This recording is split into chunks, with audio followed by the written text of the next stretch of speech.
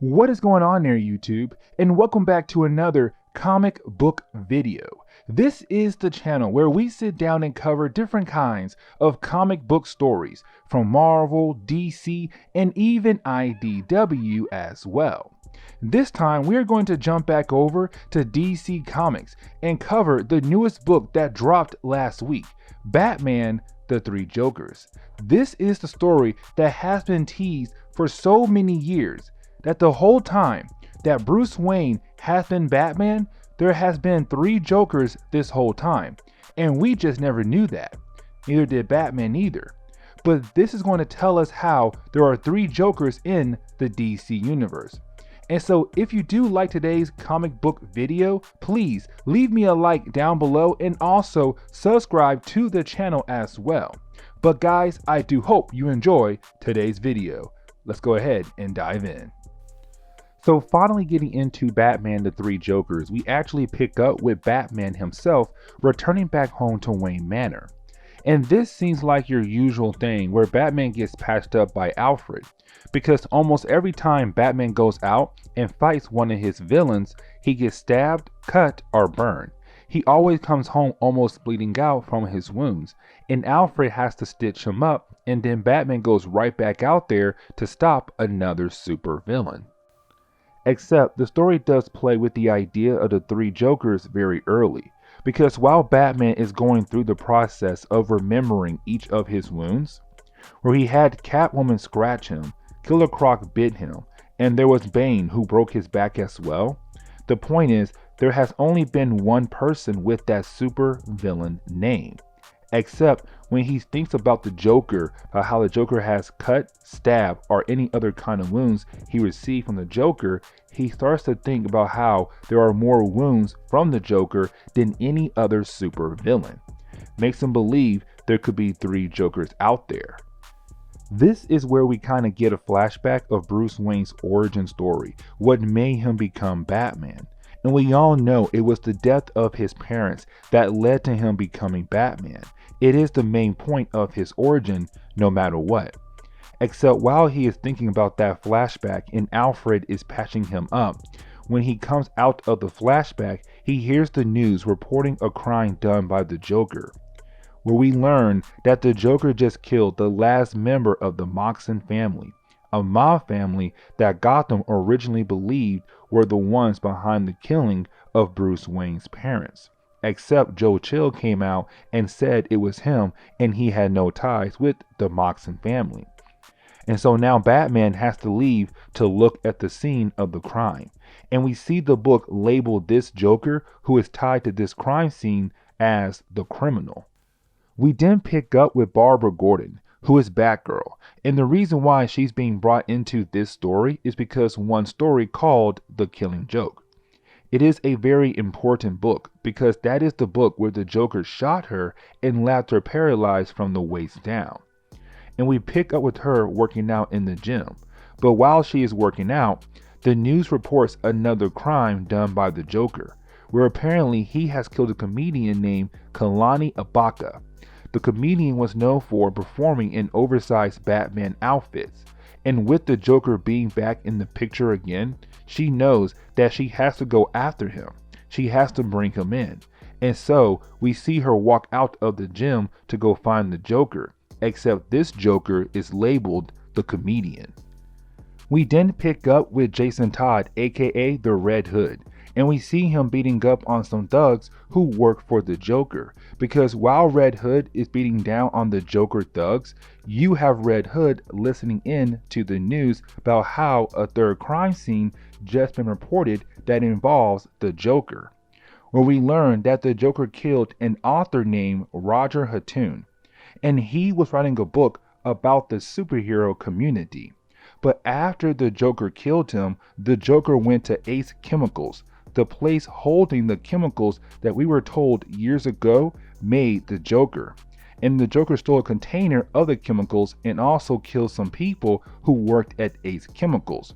And the reason why Red Hood is going after him is because Jason Todd was killed by the Joker when he was Robin in the story A Death in the Family. When Red Hood came back to life, his goal has always been to get revenge against the Joker.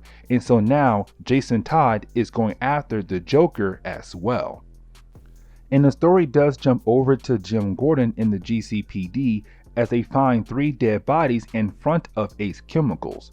And the Joker put each of their dead bodies in a Red Hood outfit, the original Red Hood outfit the Joker used to wear before he became the Joker.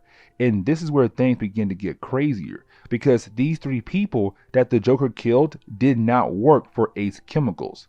Because you have Jim Gordon tell us that everyone who is alive or were killed by the Joker at Ace Chemicals incident were counted for. And so who are these 3 people and why the Joker put them here? And you have Batman arrive to figure out what's going on with the Joker.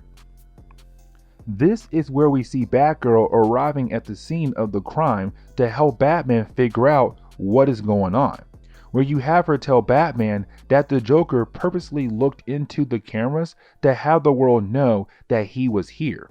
At the other 2 crime scenes, he left an eyewitness. And this leads to Batman and Batgirl both reinstating that there is a missing tanker truck that was holding the chemicals that made the Joker.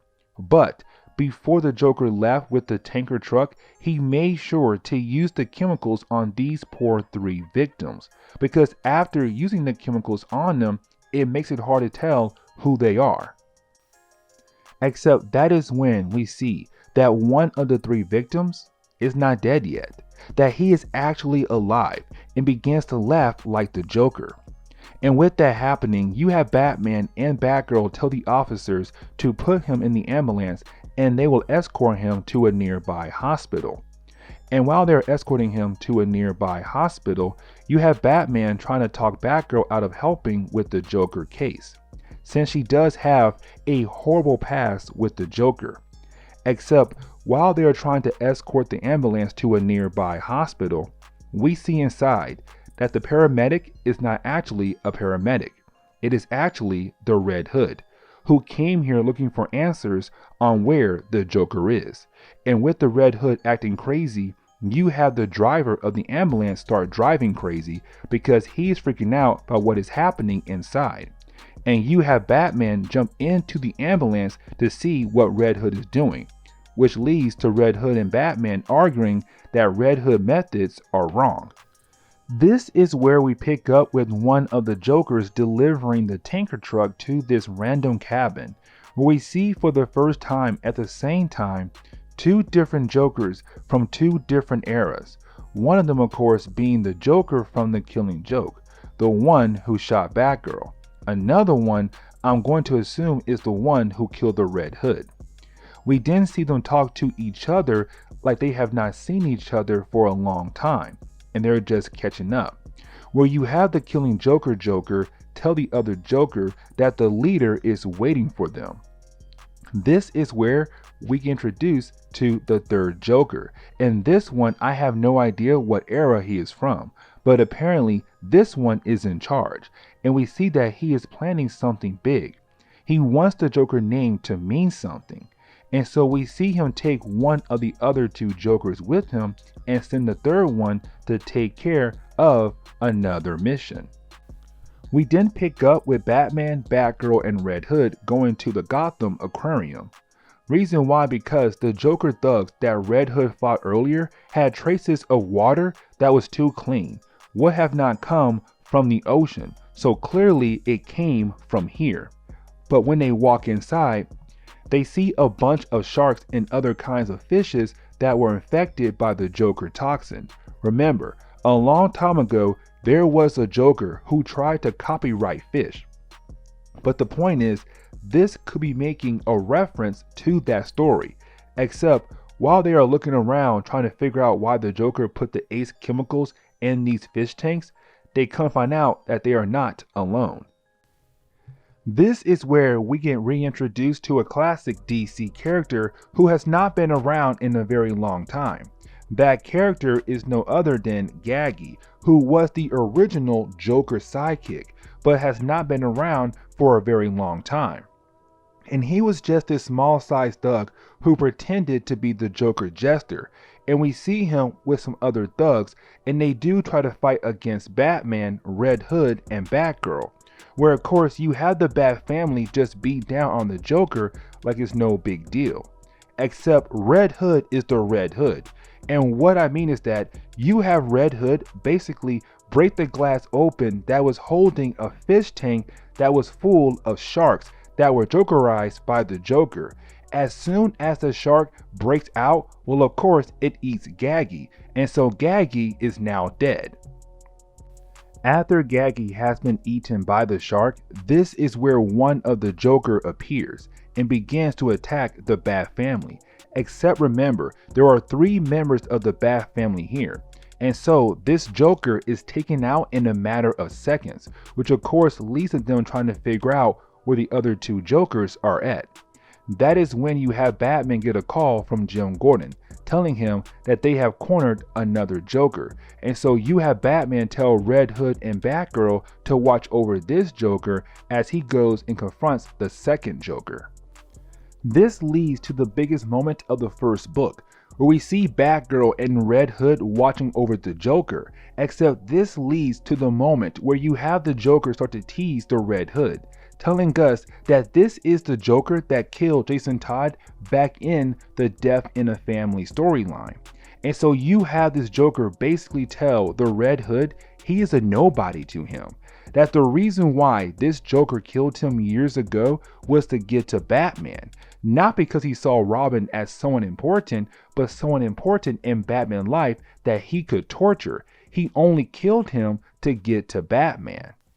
And with that happening, Jason Todd basically became the Joker's Robin, taking up the name Red Hood, a name that Joker went by, and being a vigilante that goes against Batman's moral code, which again is the Joker finding a way to get to Batman. And you have the Joker retell the worst moment in Jason Todd's life, when the Joker killed him. And this leads to the Red Hood shooting Joker right in the head. Now Batgirl does try to stop Red Hood from killing this Joker, but of course she was unable to do it. Except you have Jason Todd point out that if Batgirl really did want to stop Red Hood from killing the Joker, she would have not missed with her battle ring, because Batgirl never misses, telling us she wanted Jason Todd to kill the Joker. Except this Joker is not the one who shot her, but the one who killed Jason Todd years ago.